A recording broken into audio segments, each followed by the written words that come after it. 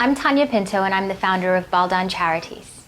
Baal Dan is a small U.S. 501c3 public charity that is headquartered in Dallas, Texas. And our mission is to help street children and orphans in the developing world as efficiently as possible. When I started Baal Dan 7 years ago, I never thought I would raise much money. And the fact that we have raised over $750,000, the fact that we've helped over 3,000 children, built a school for 150 kids, and currently run and operate 2 orphanages for 32 kids, and send almost 200 children to school, that is beyond my dreams. That was beyond even my original expectations for this charity.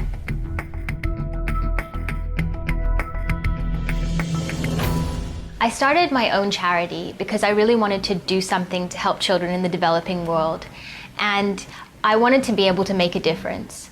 I actually took a sabbatical from my job in advertising and worked in an orphanage in Calcutta, India. It was Mother Teresa's orphanage, and I decided that I wanted to do something more to help children who lived on the streets and children who lived in orphanages that were maybe not as well known, really grassroots projects that were underfunded and understaffed.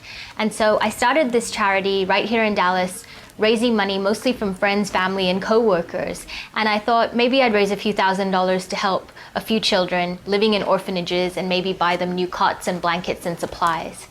Well, the first year I actually raised over $30,000, and I realized that I could do a lot with this money. And so for the last 7 years, I've been going to India, I've been researching, finding really good grassroots projects and working with them to try to figure out the best ways to help children in the developing world as directly and as efficiently as possible.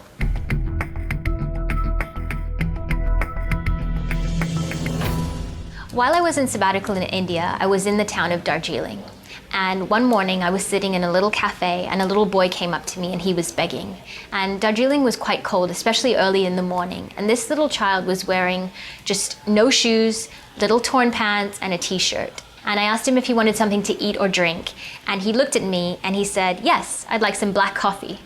And he and I got to talking, and I learned that his name was Shonam, that his mother was ill, his father was no longer in the picture, and he would spend his days begging for food and money, and he was supporting himself and his mum.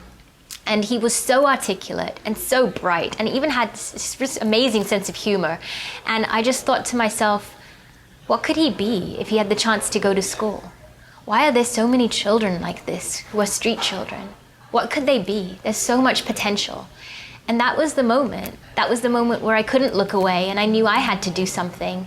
And there was a quote on the wall of the orphanage from Mother Teresa who said, "If you can't feed 100 people, then feed just one." And I thought, there's a lot of scary statistics in the world. There are 18 million street children in India alone. But I can help one child. I can give Shonam a meal right now. I can maybe send one kid to school. And that's really what started it. It's just me believing that I could do something to help one child.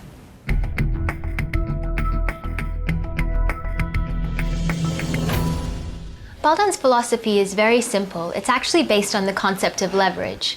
When I started this charity, I made sure that I wasn't doing anything to try to reinvent the wheel. I had no desire to set up Tanya's orphanage in India or Tanya's school in Africa.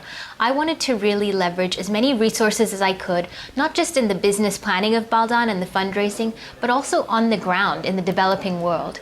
I wanted to find those grassroots little projects that exist that are so underfunded and understaffed and help them and strengthen them.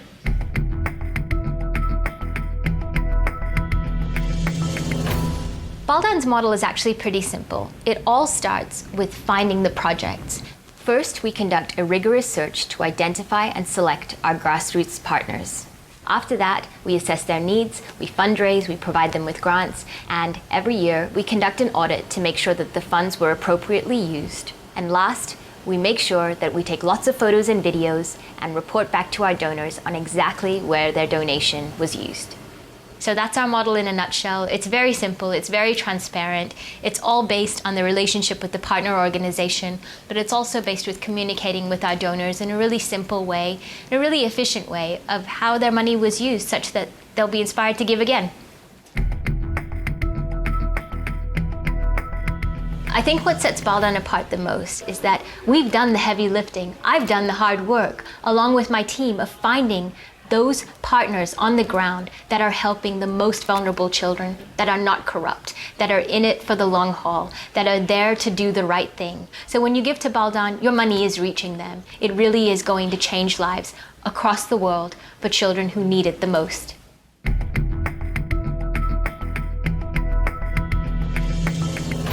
As far as my vision for the future goes, I'm really not sure. All I know is I want to keep making sure that we continue to leverage, that we continue to be as efficient as possible. However it is, however the story will unfold, I'm not sure. I couldn't have written the story that's happened the last 7 years.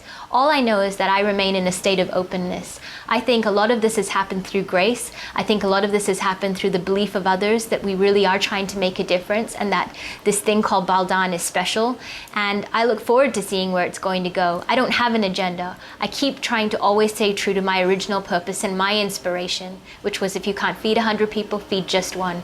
We've done a lot. We've done more than I ever could have imagined, and I hope that we'll continue to do so.